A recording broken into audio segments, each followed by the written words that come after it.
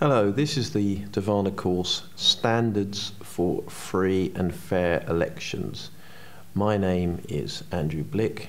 I am lecturer in politics and contemporary history at King's College London and director of history and policy.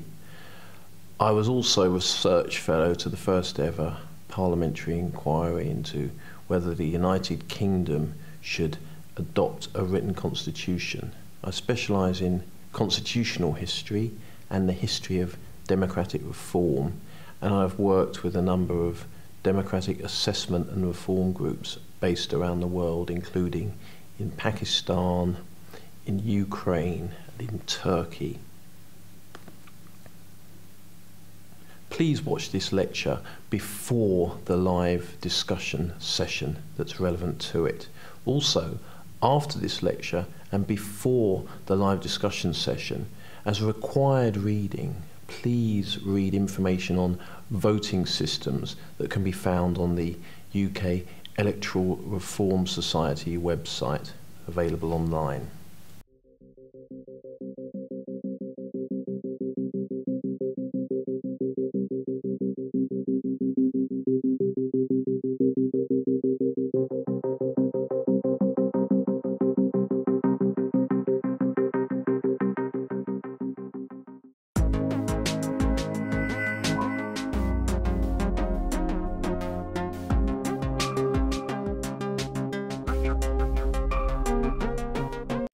This lecture is going to be about electoral practice, rules and regulations. The kind of areas it will address will be different kinds of voting systems that can be employed, options for the use of boundaries, the need for secrecy of personal voting, rules for the counting of votes, and finally the role of oversight bodies. I'm going to start by talking about different voting systems employed. As ever, with different aspects of democracy and different aspects of democratic electoral systems, democratic election processes, there's no one specific way of approaching this issue. When we're considering the voting system we'll use, the way in which votes actually translate into outcomes, there's no specific way of doing it that has to be followed, otherwise it's not democratic. It doesn't work like that. There are a variety of options, each of which brings its own advantages and equally its own challenges. Really, the best thing to do before deciding on what is the correct electoral system is to consider, what do we need this electoral system to do, and what might it mean in the context of the particular country or territory into which it is being introduced. So once we've asked that fundamental question, we can then move to the details of the kind of electoral system that might be used. However, there are some models that are available. We don't have to follow any one of them, but there are particular ranges of options on offer that it's worth considering. Generally, people who study democracy, who study free and fair elections in a democratic context, talk about two extremes, two poles of types of voting system. They vary between non-proportional and proportional, between a system that in my country, in the United Kingdom, is known as first past the post, and between systems that are called proportional representation that are used in other countries around the world. Those are the two extremes, but what do those differences actually mean? Under a first past the post system, as used in the United Kingdom, there is generally one candidate per parliamentary constituency, and that one candidate is elected purely on the basis of having more votes than any other candidate who is running in that parliamentary constituency. That's important because it means actually a candidate can win without getting a majority of the votes cast in that constituency, just so long as that candidate has got more votes than anybody else. And very often in the United Kingdom, people are elected to Parliament without winning an actual majority of the votes cast in their constituency. Another important feature of this system is that all the votes that aren't cast for the particular candidate that wins don't go anywhere. Nothing happens to them. They're not used for any other purpose, for determining any kind of membership of the legislature. They're just gone. And this is a criticism of that system. So that's the first past the post system. Under a more proportional system, there's less of a direct relationship between a particular area and a candidate, because often there are multi-member constituencies. And the purpose of the proportional system is to ensure that the total number of votes cast across a whole election for particular parties translates directly into the number of seats they actually win in the legislature. So in other words, if a particular party gets 30% of the votes cast in the general election, they should get something close to 30% of the seats in the legislature. Another party gets 20%, it should get 20% of the seats. Another party gets 15%, it should get 15% of the seats. That's the chief feature of a proportional system. Whereas the first past the post system, which I described earlier, doesn't have that quality. A party can get a proportion of seats in the legislature that don't really bear much relationship to the actual proportion of total votes cast that it received. Very often in the United Kingdom, a party wins a majority in the House of Commons, the elected house of our Parliament, and has an overall majority in the House of Commons, more than 50% of the seats, without getting anything like 50% of the votes cast. In some limited cases, a party which didn't even get the most votes cast can come away with the most seats and with a majority of seats. That's even possible under our first past the post system. So that's the differentiation between the two systems. Now clearly, one argument in favour of a proportional system is that it's fairer, that actually people vote a certain way and the total votes cast for a particular party are reflected in the actual proportion of seats they get in the elected chamber.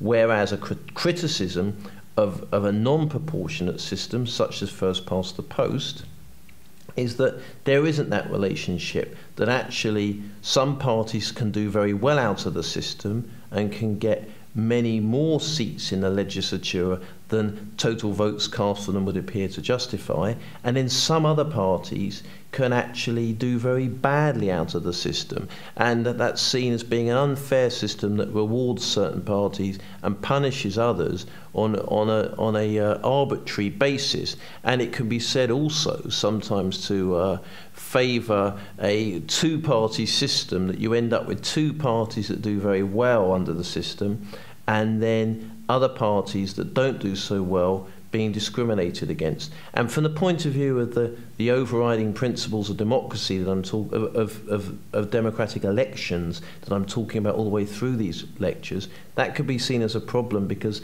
the idea of competition, that there should be a competitive election, is undermined if you've got a voting system that heavily discriminates against certain parties. However, there is a counter-argument to this, that actually a proportionate system can create problems, and that a first past the post type system is actually better.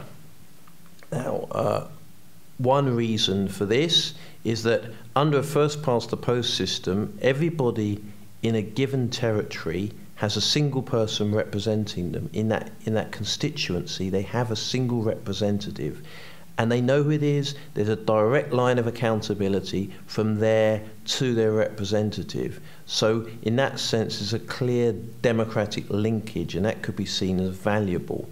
Whereas in a proportionate system where you have multi-member constituencies, there's not the same direct link. You have a number of people representing you. It's not as clear a line of accountability. How do you get rid of them again is not as clear if you don't like how they've been behaving. So there's a kind of, some would argue, a kind of blurring of the lines of accountability that you don't get under a less proportional system. That's one argument in defence of a less proportional system. Another argument is this.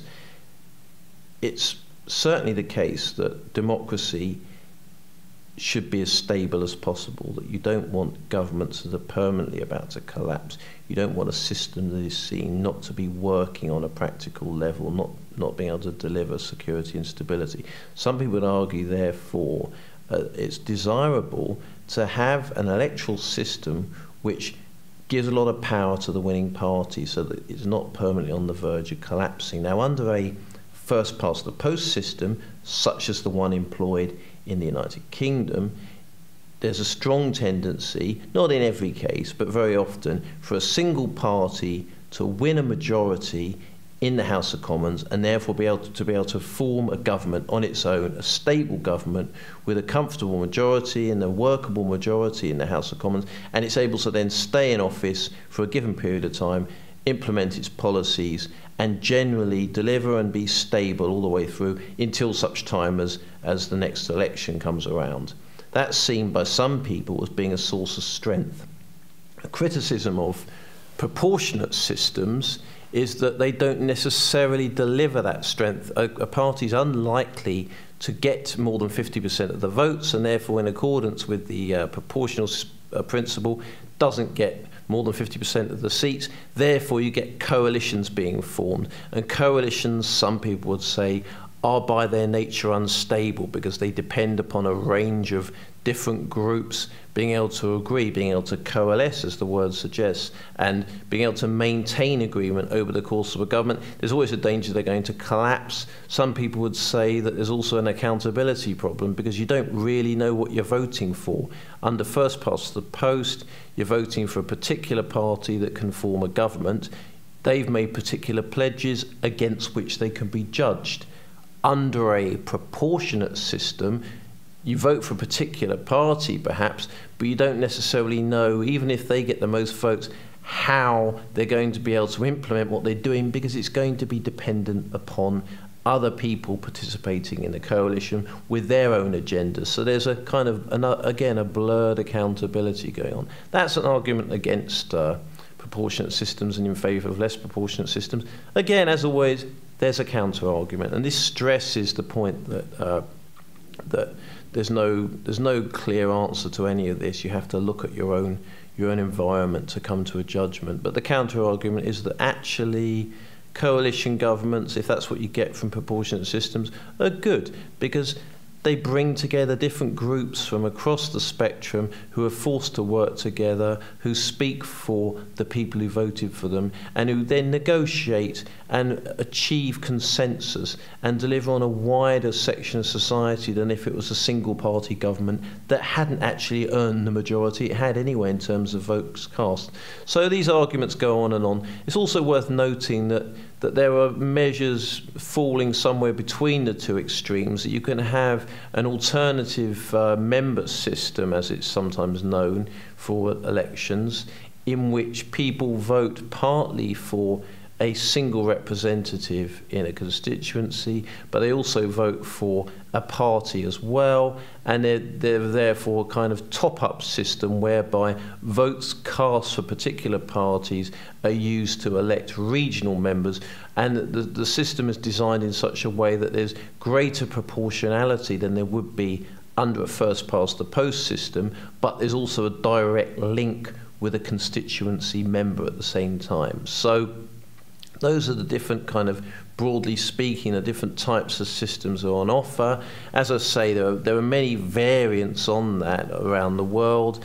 People are sometimes developing new electoral systems designed to make the system function better, but there's no specific model. And I think an important point to bear in mind when we're assessing the merits of particular electoral systems against each other is always, how is this going to play out in the particular scenario of the particular society in which it's going to be used? What are the characteristics of that society? Are there particularly strong social divisions? Are there particularly strong territorial divisions? What would be the consequences of this electoral system given those divisions? Is there a need for a particular kind of system? Is there a need to vary the particular system in order that we can do our best to build a consensus? Because the end result of an election, and this is a key lesson we had in the first lecture, the end result of an election must be that people feel as though the result was legitimate. Even if they don't win, they have to feel that the system was fair. So the electoral system needs to contribute to that feeling. It's not just about delivering a winner, about delivering a group that then take power and govern. It's about delivering an actual process and an actual system that is regarded as being democratically satisfactory, that is regarded as being free, fair and legitimate. So the kind of electoral system that's used has to actually work towards that ultimate goal. An election isn't just an end in itself, it's a way of contributing to a healthy democratic system in which people feel like a fair competition by which they can abide took place. So that's electoral systems, always a very important debate, particularly in the UK and in many other countries. Related to that, and again partly dependent on the kind of electoral system that's used, is the issue of constituency boundaries. Again, we can talk about all these broad principles. You've got to have a fair electoral system, you've got to have universal franchise, you've got to have an ability for people to run, you've got to have parties contributing to the democratic system. But then you get down to the more precise details, and this is one of them. How do you actually draw the electoral map? Where are these constituencies in which people vote and through which they achieve geographically rooted political representation? This is a very important consideration, because how you actually draw the map, draw the dividing lines, draw the boundaries of the constituencies will have great consequences for the health of the democratic system and also for the outcome. So clearly there are a number of factors at play here which can at times come into conflict with each other. On the one hand, people need to recognise that the constituency in which they're voting is actually an area to which they belong. They've got to feel as though this is an area of which they're a part, and they are taking part in a process in that area along with other citizens in that area and making a decision with them about who will represent them in a representative democratic institution. So the area has to be real. It can't be completely arbitrary. It has to fall within a recognised geographical, cultural area. And if it's completely unrecognisable, there'll be problems for people's actual buy-in to the system. On the other hand, there's a need to adhere to certain principles. For instance, if there are enormous disparities in the population size as between different geographical constituencies, this can be a problem, because it means that different votes have different value. If one constituency's only got 10,000 people in it, another constituency's got 100,000 people in it, in a sense, the people in the constituency of 10,000 are worth 10 times more than the people in the constituency of 100,000. This kind of discrepancy can be a problem. Clearly, not every constituency can or should be exactly the same size, but there is a need to acknowledge some kind of broad envelope within which we work, and trying to attain that equalisation to some extent of population size can come into conflict with the need to have geographical areas that people actually recognise as being their own. And then there's a further point here to the use of boundaries, is that precisely where you put the boundary can be very important. There may be a lot of voters of one type on one side of the boundary, a lot of voters of another type on another side of the boundary, and therefore moving a boundary can have consequences, depending on the electoral system used, for the actual outcome of that election. And it's possible for abuses to take place.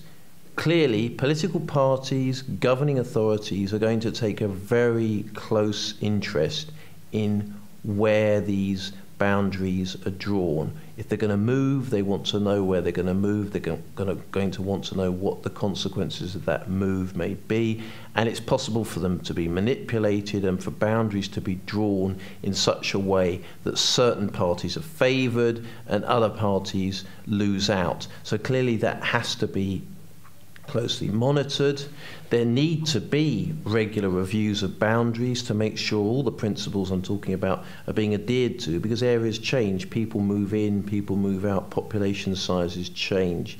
This has to be kept under review so that the boundaries actually reflect the principles that I've been referring to. So there need to be regular reviews. When those reviews take place, there has to be a transparent process. There has to be a clear set of rules. There has to be preferably some kind of independent body responsible for overseeing the process, and people have to have a chance to make representations. The parties, members of the public who may be interested have to have a chance to input into this process, and it has to take place in public.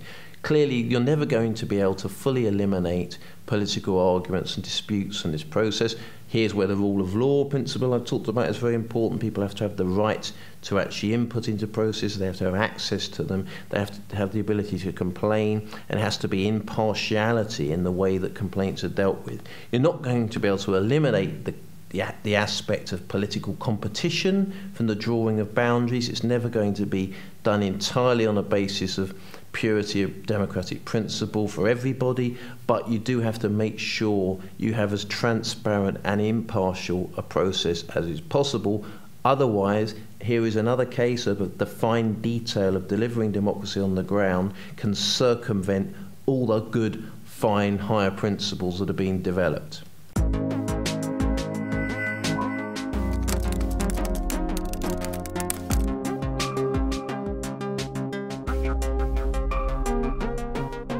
Another key rule that has to be adhered to, actually in a general election, is secrecy of personal voting, secrecy of the ballot. That when people vote, when they go into the box, as they often do in many countries, to put a cross or crosses next to, or numbers next to favoured candidates, when they actually indicate their preference, they may do it in a different way. They may do it postally now. They may do it online eventually in the UK.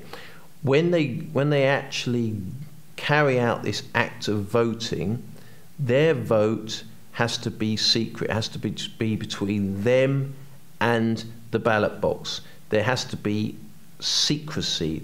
Clearly, there has to be protection, that they cannot be subjected to coercion, to inducements, to bribes, to intimidation before or after the fact. And a good way of protecting people against this is by making the ballot secret. Now that's important, and that's an absolutely crucial feature of democracy, of free and fair elections. The ballot has to be secret. People shouldn't be worrying about what might be the consequences for them personally of voting a certain way. They should be concerned about the political impact of their vote, the policy impact of their vote, but they shouldn't be worried about, they shouldn't be concerned about what would someone do to me if they knew which way I was voting. So it's important for that reason that the ballot is kept secret. The challenge here, of course, is that you also have to have a strict regime to prevent electoral fraud from taking place. You have to be careful only to allocate enough votes to real people and make sure that people aren't voting twice, make sure that non-existent people aren't voting, so on and so forth. So there has to be a tight regulation of the distribution of ballot papers, and there has to be identification of voters at some level, but that has to be kept separate from the actual act of voting in terms of what people do when they decide which candidate or party they're going to support.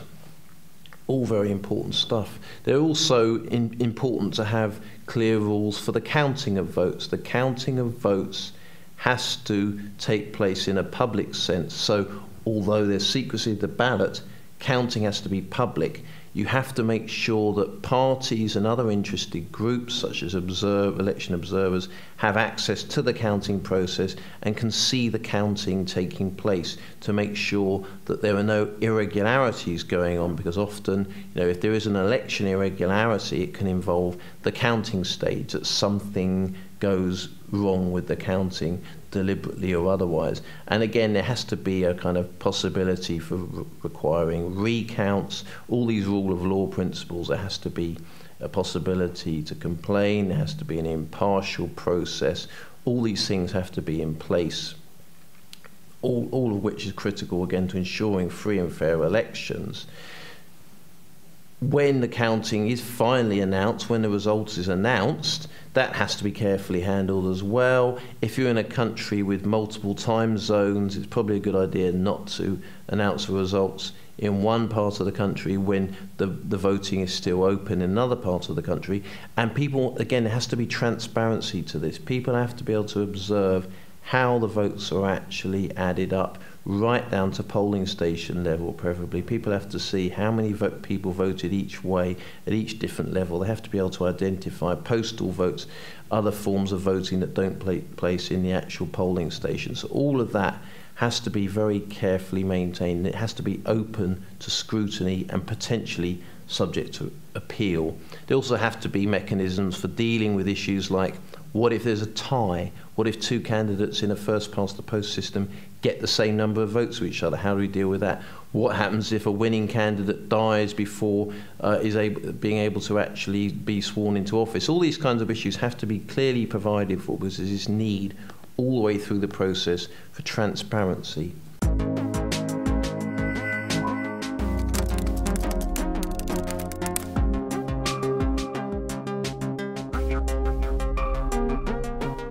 And that leads me on to my final point today, is that the application of all these rules, we've talked previously about principles, but this is more about how the principles actually apply in practice, how they're put into force. The actual application has to be done in a way in which everybody involved can have confidence. There has to be belief that the system is capable of being regulated fairly in a way that doesn't discriminate against any of the participants. Therefore, it may be necessary to establish what we call an electoral management body, which can actually take the process out of the hands of the direct authorities, those with a kind of political contact, with a political linkage to an interest in the outcome, and given to a body which is perhaps created on the statutory basis as being independent, is responsible for managing the election and ensuring that good practice is adhered to. That's something that's being done increasingly around the world. These bodies can have a very important role. Clearly, again, their role has to be set out properly, their independence has to be guaranteed, and it has to be fully resourced. So it's an option to look at, certainly in a country that's serious about developing very clearly, firmly established free and fair elections. Thank you.